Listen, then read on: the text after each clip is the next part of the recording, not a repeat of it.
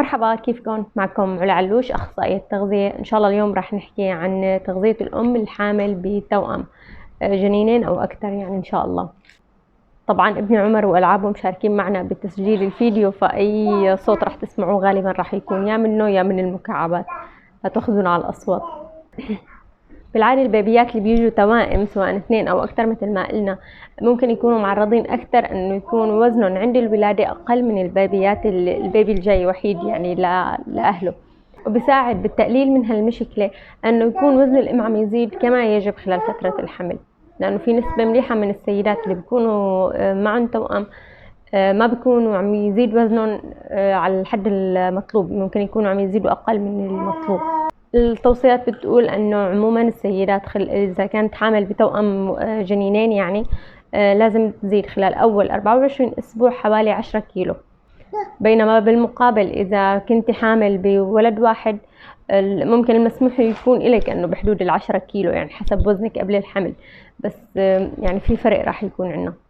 اكيد اذا كنت حامل باكثر من جنين راح تكون احتياجاتك اكثر من اذا كنت حامل بجنين واحد، وفي احيانا بتكون صعب تامين هالاحتياجات بالنسبه للامهات، خصوصا اللي هن من الاساس بيعانوا من وزن قليل قبل الحمل. لهيك ضروري بهيك مرحله انه انت تديري بالك على نوعيه وطبيعه اكلك كثير مليح خلال هالفتره، لانه انت خلال هال 24 ساعه بدك تامني كل احتياجاتك واحتياجات البيبيات ان شاء الله. من اهم النقط اللي ممكن تساعدك ان شاء الله انه تقسمي انت وجباتك ل4 5 6 وجبات خلال اليوم، فطور وغدا وعشاء وبيناتهم وجبات خفيفه او سناكات.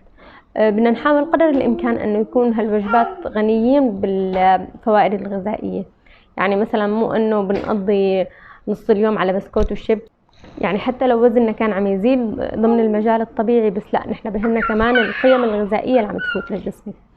انت بهالمرحله راح تزيد حاجتك من البروتين والدسم والنشويات، ممكن يكون صعب تامينهم من الاكلات الغير صحيه او الغير مغذيه. مشان نأمن كل احتياجاتنا الغذائيه نحن بنحاول انه نقسم صحننا على كل الوجبات على 3 اقسام، نصه انه يكون كميه خضار غير نشويه، النص الثاني بده يكون نص يعني ربع بروتين وربع نشويات. بنحاول نختار الانواع الصحيه، وحكينا عن هالموضوع أكثر بفيديو سكري الحمل، حتى لو ما كان معك سكري حمل أو سكر خلال الحمل يفضل ترجع لهالفيديو وتشوفي. ولازم نحاول نوصل ل2 أو 3 كاسات حليب أو لبن ومشتقاتهم خلال اليوم، ومن 2 ل4 حبات فواكه كمان خلال اليوم. وكل ما كان صحنك وأكلك عموما منوع بيكون أحسن، لأنك هيك بتاخدي كمية فيتامينات ومعادن أكثر من إذا كنت عم تاخدي نفس النوع. يعني مثلا بدل ما تاكلي كل يوم رز ممكن تحاولي يوم رز، يوم برغل، يوم فريكة، يوم معكرونة. بالنسبة للبروتين كمان كل ما نوعنا بيكون أحسن، يعني مثلا مرة لحمة، مرة فروج، مرة بقوليات، مرة مكسرات، مرة بيض، وهيك عموما مشان تاخدي انت كمية فيتامينات ومعادن أكثر. وعموما خليها قاعدة انه كل ما كان الصحن ملون أكثر وفيه ألوان إضافية هالشي بيعطينا فوائد وفيتامينات ومعادن أكثر للجسم. وحتى احيانا مع الحمية رح نحتاج ناخذ مكملات غذائية، ان شاء الله رح نحكي عنه نحن بالفيديو الجاي او اللي بعده ان شاء الله. بس عموما الحامل بتوأم هي من الاشخاص المفضل انه ياخذوا مكمل غذائي، طبعا مع الحمية الجيدة وبعد استشارة الطبيب. حتى معدل زيادة الوزن الطبيعي خلال الحمل بأكثر من جنين تختلف عن إذا كنت حامل بجنين واحد، هالشي أكيد شغلة بديهية يعني، وهالشي بيختلف حسب وزنك قبل الحمل، ونحن هالشي حكينا عنه بالتفصيل بفيديو زيادة الوزن الطبيعية خلال الحمل، بتلاقوا الفيديو بوصف الفيديو إن شاء الله. كمثال إذا كان أنت وزنك طبيعي قبل الحمل وفتي على الحمل وكان في جنين واحد، فمعك أنت زيادة وزن وسطيا أو عموما بين 11 كيلو ونص لحد 16 كيلو، بينما إذا كنت حامل بجنينين معك بين 17 ل 25 كيلو، يعني في فرق كبير بين إذا كنت حامل بجنين أو جنينين.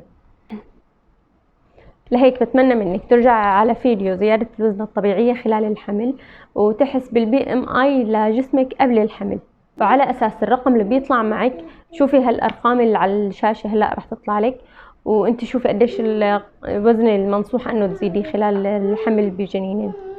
مثل ما حكينا بأول الفيديو انه الام الحامل بتوأم ضروري تكون عم تاخد احتياجاتها ويزيد وزنها بشكل طبيعي خلال الحمل، ما تكون عم تزيد اقل من المفروض.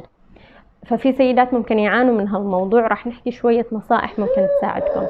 من النقط الأساسية انه نحاول نزيد اكلنا بالتدريج الممل، ما في شي ورانا.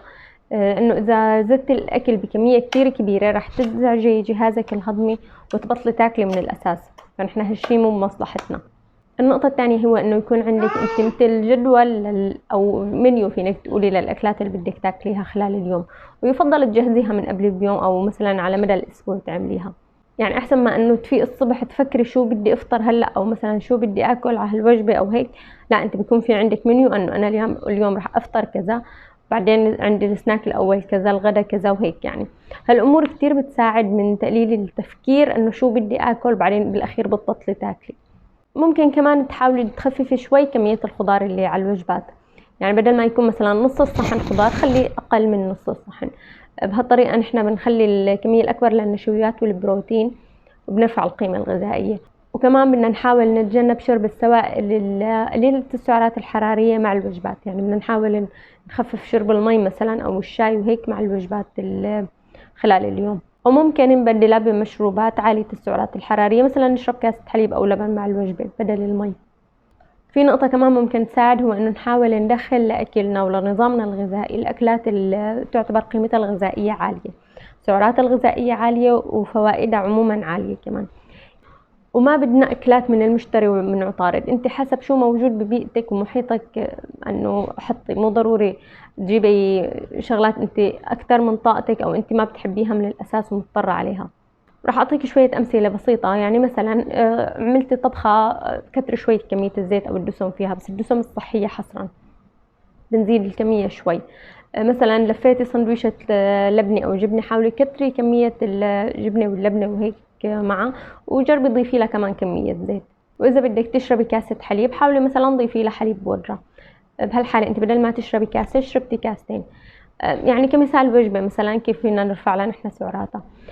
على الفطور انت بدك تاكلي مثلا سندويشة لبنة وبس، فممكن انت تزيدي شوي كمية الخبز وتزيدي كمية اللبنة وتزيدي مع شوية زيت مثلا، وكمان نحط كاسة حليب معه، وبكاسة الحليب بنحط شوية حليب بودرة. هيك نحن زدنا على كل شي تقريبا كمية السعرات الحرارية وكمية الفوائد اللي عم ناخدها. والكوكتيل او السموذي ممكن من الشغلات اللي تكون كتير سهل انه تضيفي انت عليها مكونات لترفع قيمتها الغذائية حسب شو موجود عندك اولا واخيرا. يعني مثلا حطيتي كاسة حليب وموزة انت بالعادة بتعملي، حاولي هالمرة تحطي مع الحليب حليب بودرة، بدل الموزة مثلا حطي موزة ونص، حطي اذا قدرتي شوية افوكادو، شوية مثلا عسل، شوية زبدة مكسرات مثل زبدة الفستق. ممكن كمان تحلي بدل العسل بتمر منقوع مثلا بمي وتضيفي له شوية شوفان. يعني هيك نحن زدنا بكاسة الكوكتيل اللي بنشربها بالعادة يمكن زدنا 3-4 أضعاف الفوائد والسعرات الحرارية. والمكسرات عموما تعتبر من الأمور اللي فوائدها عالية وسعراتها الحرارية عالية، بس بنحاول نتجنب فيها تركيز ملح عالية كمان، انه يفضل تكون محمصة بملح قليل او من دون ملح. واذا كانت شهيتك عموما تعبانة خلال هالفترة وما عم تشتهي الاكل، حاولي ابتكري اكلات جديدة او حاولي تعلمي وصفات جديدة. من اكثر الامور اللي بتفتح لي شهيتي وانه جرب طبخة جديدة او هيك شي، فممكن هالشي ينفع معك، فينك تجربي وانت تشوفي الوضع. اهم نقطة انه نحن مو بدنا نزيد وزننا، يعني هالشي بيعني انه نحن نروح ناكل مقالي وشيبسات وحلو وقطر وكل هالاكلات اللي مو مفيدة وضارة. هالشي ممكن يأذيكي ويأذي البيبي من دون فوائد تذكر.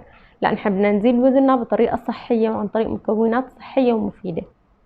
تقومي بالسلامة انت والبيبيات ان شاء الله، والله ييسر لك الحمل وما بعد الحمل، لانه ممكن يكون اصعب عليكي من الحمل. الله يقويكي. ومثل العادة راح تلاقوا بوصف الفيديو المصادر اللي أخذنا منها معلومات الفيديو وكمان طرق التواصل معي. وبشوفكم إن شاء الله الفيديو الجاي راح يكون عن الحمل أثناء المراهقة. مع السلامة.